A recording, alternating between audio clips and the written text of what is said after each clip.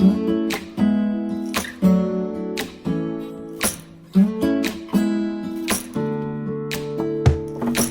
to the Maura Sweeney podcast.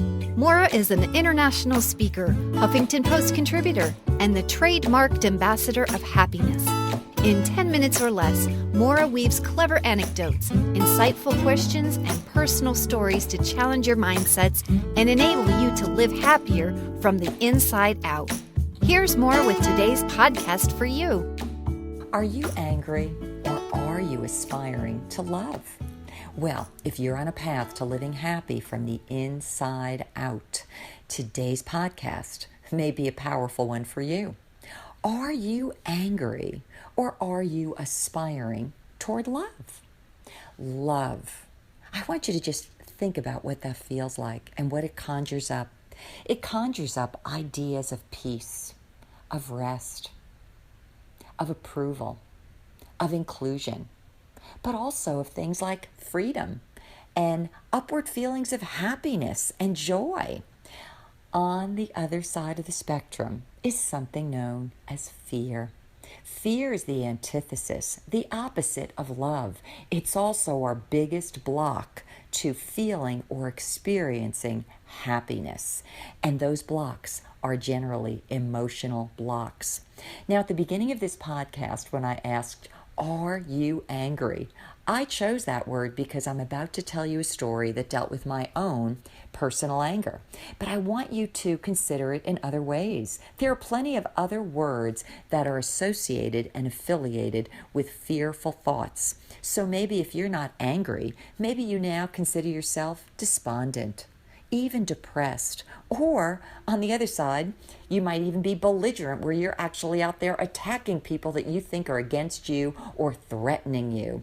Each one of those things, those negative emotions, would fall under that idea of fear, which comprises our blocks to the awareness of love and therefore the awareness of happiness. So here's something that came to mind recently, and I think that this may be very instructive for you. All of us have heard of the myth of the perfect childhood. And I don't know about you, but I don't think anybody out there has really had the perfect childhood. And the reason is that we are all in frail human frames. And as we interact with each other in various circumstances, we find a lot of our frailties impacting each other. And then we just continue to see it revolve over and over and over again. Well, I will tell you that I was the beneficiary of several good things in my childhood, among them many years of piano lessons and a private university education. But I'll also share with you that I did not have the perfect childhood either. And one of those areas of frailties, of weakness, happened to be with my father. And he was and is a nice guy, jovial, outgoing, nice looking. I'm sure that anybody that would have ever known him or spoken of him would say, hey, he's a real socially friendly guy, seemingly quite successful. So that would be an exterior. But at the same time, he suffered throughout his lifetime from a weakness. I would say part of it was a weakness of his own heart and his integrity of who he was, but it was exacerbated by a weakness for alcohol. And that weakness was something that I became quite aware of, especially as a young child. And I could remember when I was in middle school, late one afternoon when he had come into the house, I had what I would consider at that point a very strong awareness of just how much this alcohol was a weakness in a man who I would look at as a male figure, a father figure, much bigger, the breadwinner, however you want to look at it, the protector of the daughter, the family, the house, the whatever.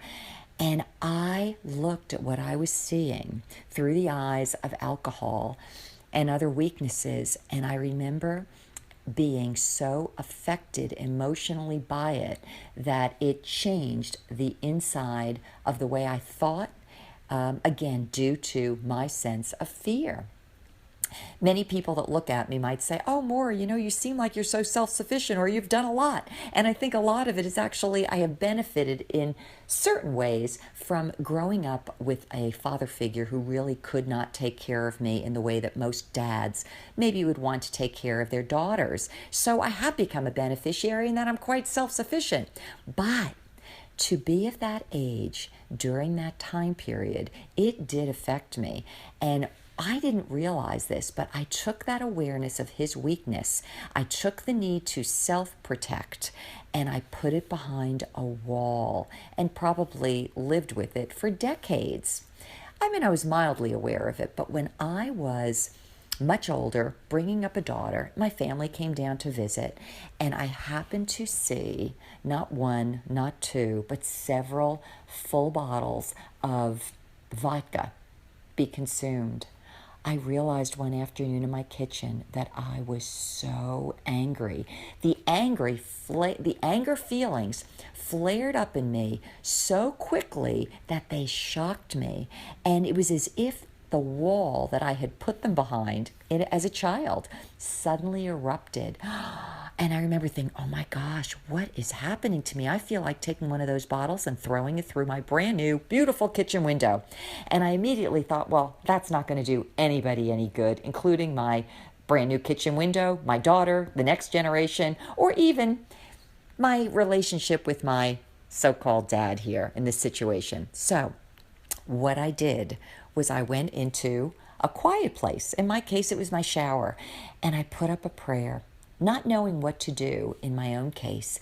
And I just said, oh, dear God, what do I do? What do I do? Because I don't even know how to handle all the emotions of anger I'm feeling. I don't know how to respond. This is now my house. I'm looking at my daughter who's watching this, and I'm dealing with my anger situation. What do I do? And I got this simple response. Just love him. Just love him. And when I heard it, it was like relief. I knew that that was not an answer that had come from my intellect or from the possible awarenesses of ways to solve this supposed ongoing problem that I had been dealing with all my life. It was so simple. Just love him. And there was a second awareness. It wasn't even that I had to tell him. It wasn't that I had to speak it aloud. It was that my heart had to just love a man who at some level either felt unloved or maybe didn't even sufficiently love himself. But the greater thing that happened beyond that was knowing that as I chose to just love this individual that I had had some anger against, that I was releasing and neutralizing the very anger that I had been holding on to and hiding behind an emotional wall of protection since I was in my middle school era. It was such a powerful moment. I heard not too long ago that wherever we give love, wherever we extend forgiveness, or let's call it grace, looking at other people in certain ways, maybe where they don't measure up to whatever we think they should be, that very same love, that very same forgiveness, that very same grace works also to us in our lives, in our hearts, in our conscious and subconscious awareness, so that we actually not only extend that love, but we also become self-beneficiaries of it. So where are you today? Are you feeling angry? Are you feeling upset? Are you feeling betrayed? Are you feeling murderous?